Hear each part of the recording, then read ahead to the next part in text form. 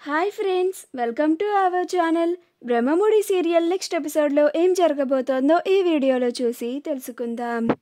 Bill 20 లక్షలు చేసిన రుద్రాణి అసలేం జరిగింది అని తెలుసుకోవడానికి ఈ వీడియోని స్కిప్ చేయకుండా ఎండ్ వరకు చూసేయండి. రుద్రాణి స్వప్నకి సీమంతం చేయించాలని పంతులు గారిని పిలిపిస్తుంది.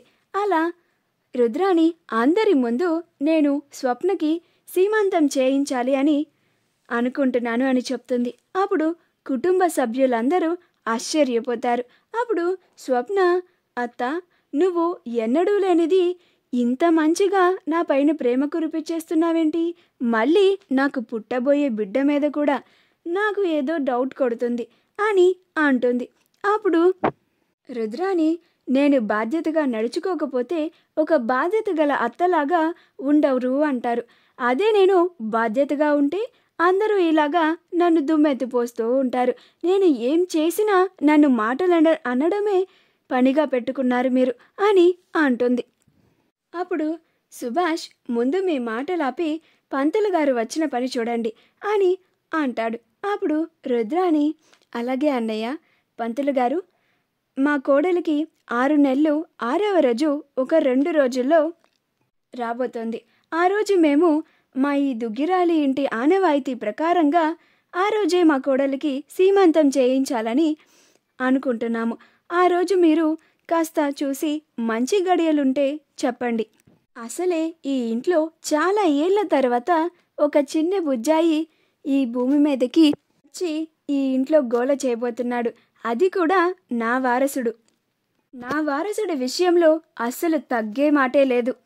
అన్నీ దగ్గరుండి నేనే నా వారసుడికి ఘనంగా చేయిస్తాను అని అంటుంది.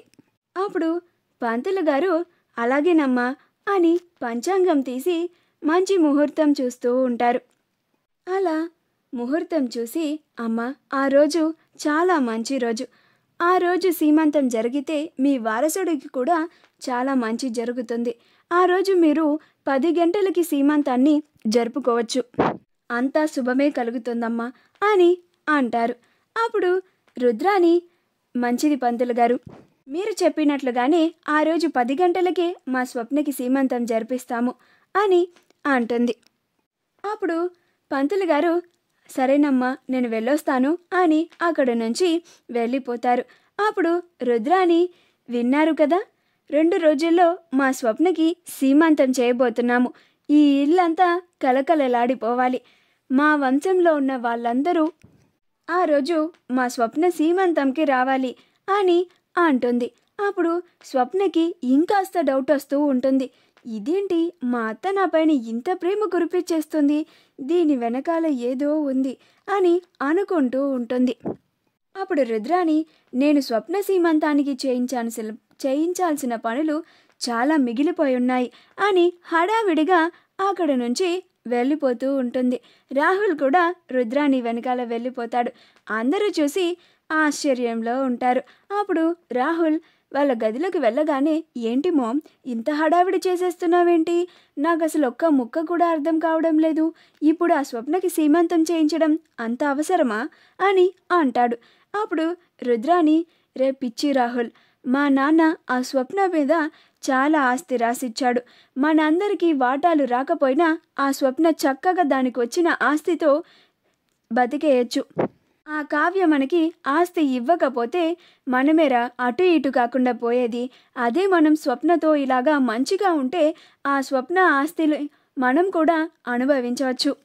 అప్పుడు మన ఇద్దరికి అదేరా దిక్కు అని అంటుంది.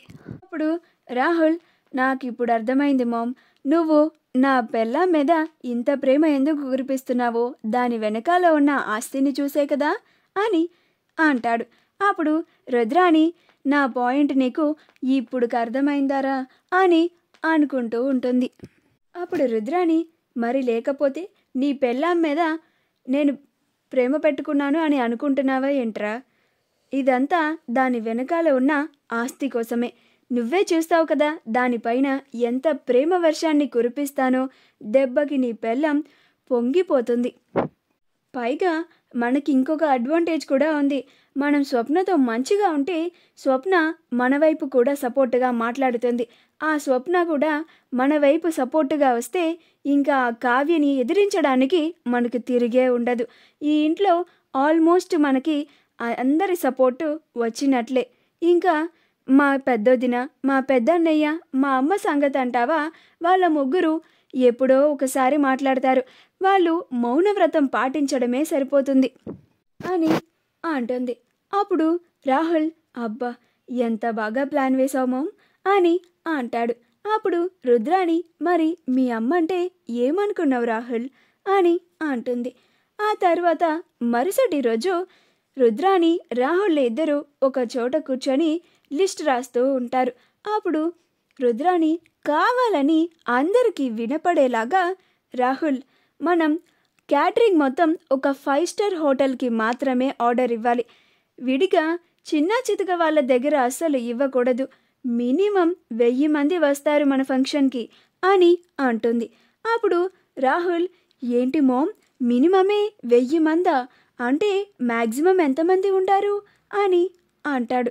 అప్పుడు రుద్రాణి, అది మనం చెప్పలేం రాహుల్, ఎందుకంటే మన వంశం అంత పెద్దది కదా. క్యాటరింగ్కి జస్ట్ ఎస్టిమేషన్ ఒక 10 lakhs అమౌంట్ రాహుల్ అని అంటుంది. అప్పుడు అందరూ ఆశ్చర్యపోతారు. అప్పుడు రాహుల్, రాశాను మామ్ అని అంటాడు. అప్పుడు రుద్రాణి, ఇంకా డెకరేషన్ సంగతికి వస్తే నాకు తెలిసిన ఒక మంచి ఈవెంట్ మేనేజర్ ఉన్నాడు, అతనికి అప్పగిస్తాను. డెకరేషన్ మొత్తం ఇంకా మిగతా అరేంజ్మెంట్స్ అన్నీ అతను చూసుకుంటాడు. అతనికి మనం ఇవ్వాల్సిన కమిషన్ 5 lakhs అని రాసుకో రాహుల్ అని అంటుంది. అప్పుడు రాహుల్, రాశాను మామ్ అని అంటాడు.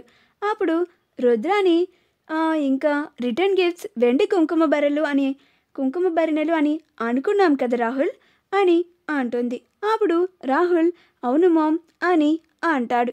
అప్పుడు రుద్రాణి, వీటికి ఒక 4 lakhs రాసుకో రాహుల్ అని అంటుంది. అప్పుడు రాహుల్, మామ్ 4 lakhs సరిపోతాయంటావా అని అంటాడు. అప్పుడు రుద్రాణి, సరిపోకపోతే మళ్ళీ తర్వాత అడ్జస్ట్ చేద్దాంలే రాహుల్, ముందు జస్ట్ ఎస్టిమేషన్గా రాయి అని అంటుంది. అప్పుడు రాహుల్, రాశాను మామ్ అని అంటాడు. అప్పుడు రుద్రాణి, ఇంకా పైన చిన్న చిన్న సామాన్లు తెప్పించుకోవడానికి ఒక 1 lakh రాసుకో రాహుల్ అని అంటుంది. అప్పుడు రాహుల్ రాస్తాడు.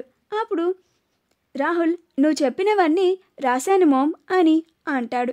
అప్పుడు రుద్రాణి ఆ లిస్ట్ తీసుకొని మొత్తం చూసి, గుడ్ రాహుల్, మొత్తం పర్ఫెక్ట్గా రాసావు అని ఆ లిస్టుని తీసుకొని వెళ్ళి కావ్య చేతిలో పెడుతుంది.